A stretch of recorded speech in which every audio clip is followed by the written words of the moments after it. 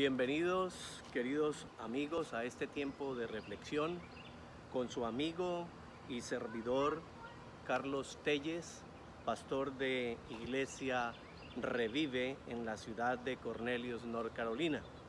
Nos pueden seguir a través de la plataforma de Facebook buscándonos como Revive Iglesia Cristiana en Cornelius, North Carolina.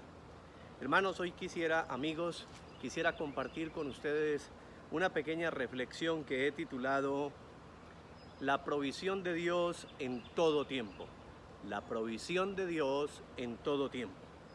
Hermanos, amigos, sabemos que la gloria de Dios se manifiesta en los momentos más difíciles de nuestra vida. Vemos cómo su favor y misericordia soberana obra a favor nuestro cuando precisamente nosotros dependemos totalmente del Señor.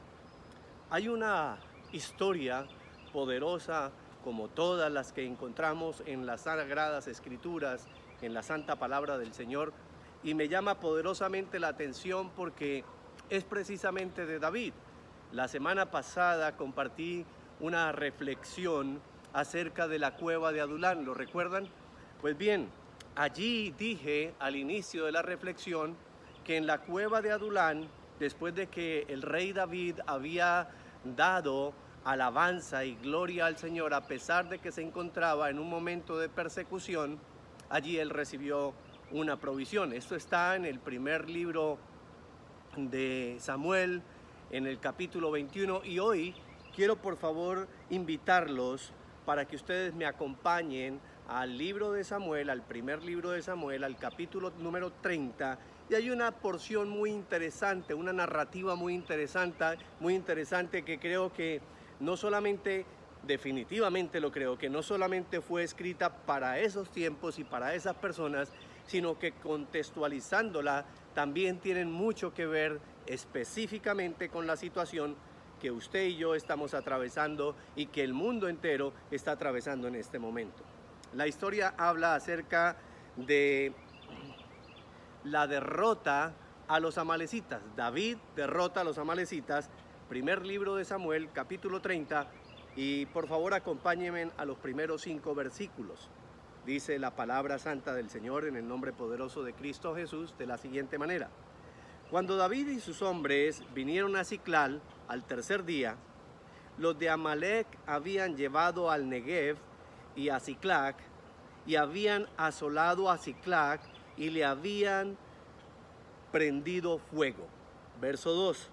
Y se habían llevado cautivas a las mujeres y a todos los que estaban allí, desde el menor hasta el mayor. Pero a nadie habían dado muerte, sino se los habían llevado al seguir su camino. Verso 3. Vino pues David con los suyos a la ciudad, y he aquí que estaba quemada. Sus mujeres y sus hijos e hijas habían sido llevados cautivos.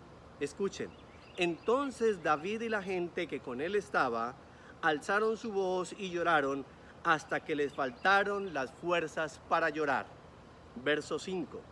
Las 2 mujeres de David, Ahinoam, Jezreelita, y Abigail, la que fue mujer de Nabal de Carmel, también eran cautivas.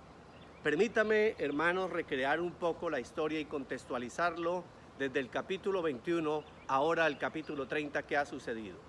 David se encuentra huyendo de David.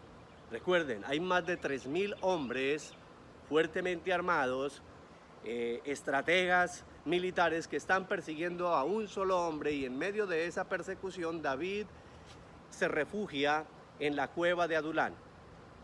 Quiero recordarles que según la terminología hebrea, como ya lo dije anteriormente, la cueva de Adulán simboliza también lugar de refrigerio, lugar de tranquilidad o también un lugar de aflicción. Todo depende, dije en el anterior video, en la perspectiva que lo miremos. Pero David se enfocó en la perspectiva correcta. Vio la cueva de Adulán como un lugar de refugio, como un lugar de refrigerio y de tranquilidad.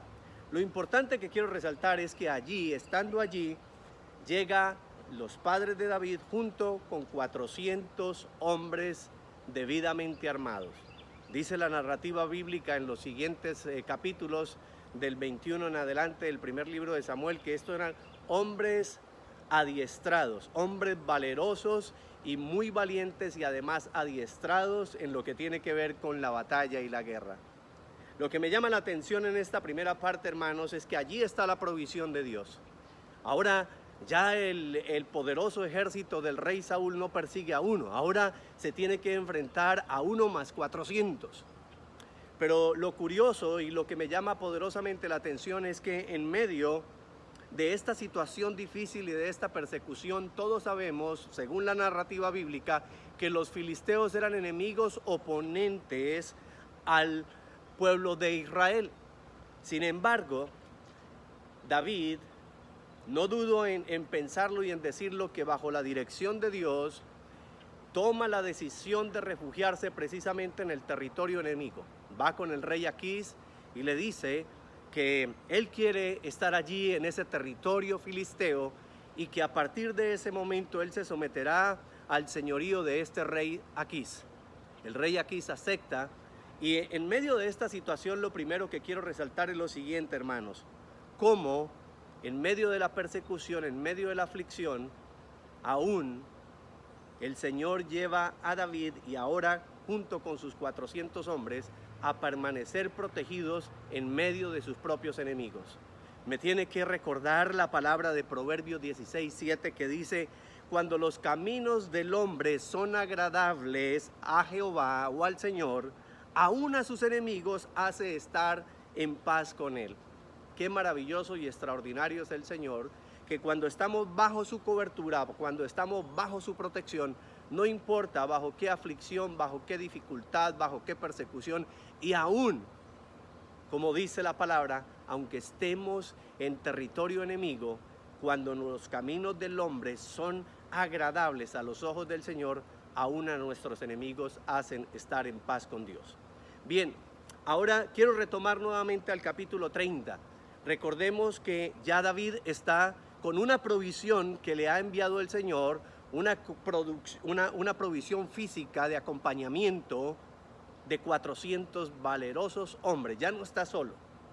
Desde ese momento, desde la cueva de Adulán hasta el capítulo 21 hasta el capítulo 30, donde ahora David tiene que enfrentar esta situación difícil una vez más, han pasado alrededor de 18 meses. Escúchalo bien, del capítulo 21 al capítulo 30 del mismo primer libro de Samuel, más o menos han pasado 18 meses. 18 meses desde que la provisión del Señor vino a las manos de David, pero aunque le sirvió para ese tiempo, nunca antes le haría de servir como ante esta situación.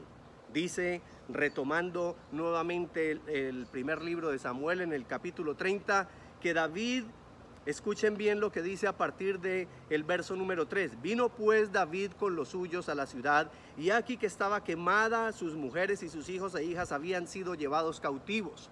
Verso 4. Entonces David y la gente que con él estaba, los 400 hombres que le habían acompañado a lo largo de estos 18 meses y todo el pueblo que había quedado allí, alzaron su voz y lloraron hasta que les faltaron las fuerzas para llorar. Dice el doctor y pastor Serafín Contreras que es válido llorar, pero no es válido dejarnos ahogar por nuestras lágrimas. Pues bien, quiero tomar este dicho del doctor y pastor Serafín Contreras porque encuentro que es muy importante aplicarlo en esta porción de la palabra. Entonces David y la gente que con él estaba, los 400 que le habían acompañado, alzaron su voz y lloraron hasta que le faltaron las fuerzas para llorar. ¿Cuántos en medio de esta situación, de esta pandemia que está viviendo el mundo entero, cuántos de ustedes se han sentido ahogados en sus propias lágrimas, en sus propias penas, literalmente ahogados, confundidos, sin saber qué hacer? Pero la palabra hoy nos tiene una respuesta.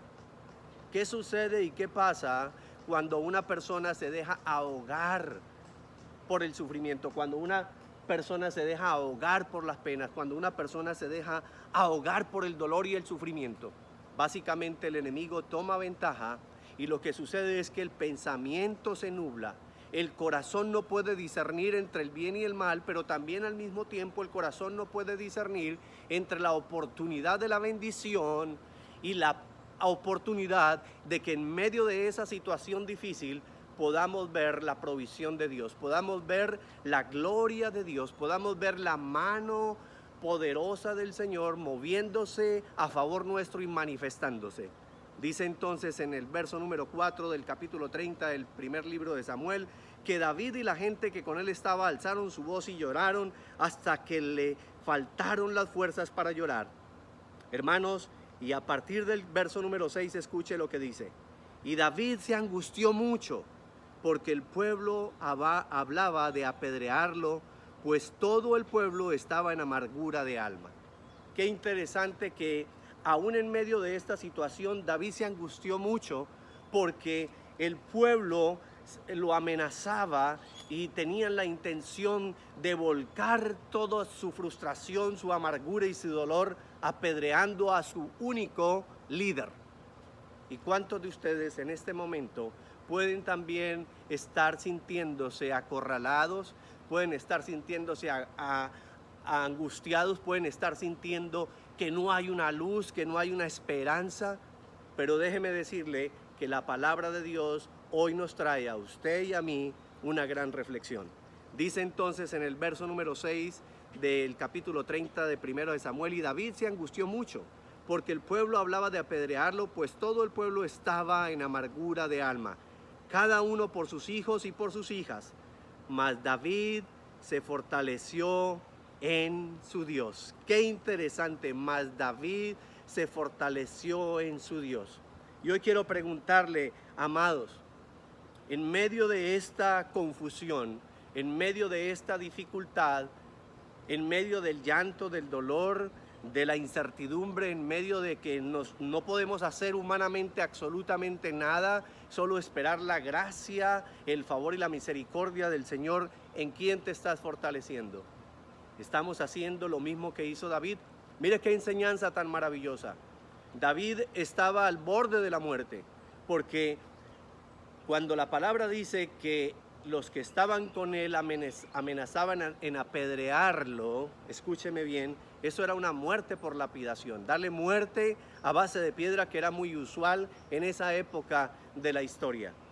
Pero David, en medio de esa confusión, aunque él mismo estaba llorando, aunque él mismo estaba angustiado, aunque él mismo no sabía qué hacer, pero él recordó inmediatamente la provisión y de quién dependía. ¿Por qué creen ustedes que los filisteos durante esos 18 meses no atentaron contra la vida de David? ¿Sería acaso por los 400 hombres que le acompañaban y que eran valerosos guerreros? ¿O sería acaso porque sabían que David había matado a sus 10,000? Déjeme decirle que desde mi punto de vista lo que más acobardaba e impedía que los filisteos atacaran a David y a sus 400 hombres no era su valentía, no era su gran valor, no era que eran hombres adiestrados en la guerra, sino lo que más impedía era que los filisteos conocían de quién dependía David. David dependía del Jehová de los ejércitos, del Dios poderoso que los filisteos conocían muy bien. Recuerden la derrota que causó el joven David cuando simplemente era un pastor ante este gigante Goliat filisteo que se tuvo que enfrentar. De manera que los filisteos sabían que la fuerza, el poder no dependía de David ni de sus 400 hombres que le acompañaban, sino de el gigante Jehová de los ejércitos que estaba con él. Ahora yo le pregunto, ¿quién es su compañía? ¿En quién te estás refugiando? ¿En quién te estás fortaleciendo? ¿O estás permitiendo que simplemente esta situación te ahogue, te cause pena, tristeza, ansiedad, depresión y que te sientas completamente derrotado?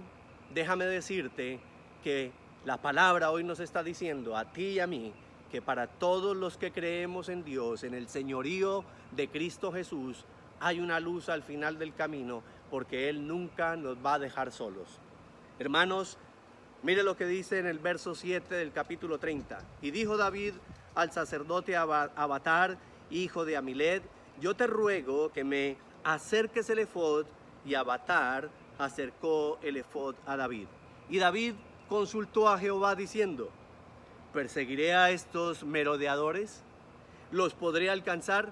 Y él les dijo, el Señor: síguelos, porque ciertamente los alcanzarás y de cierto librarás a los cautivos.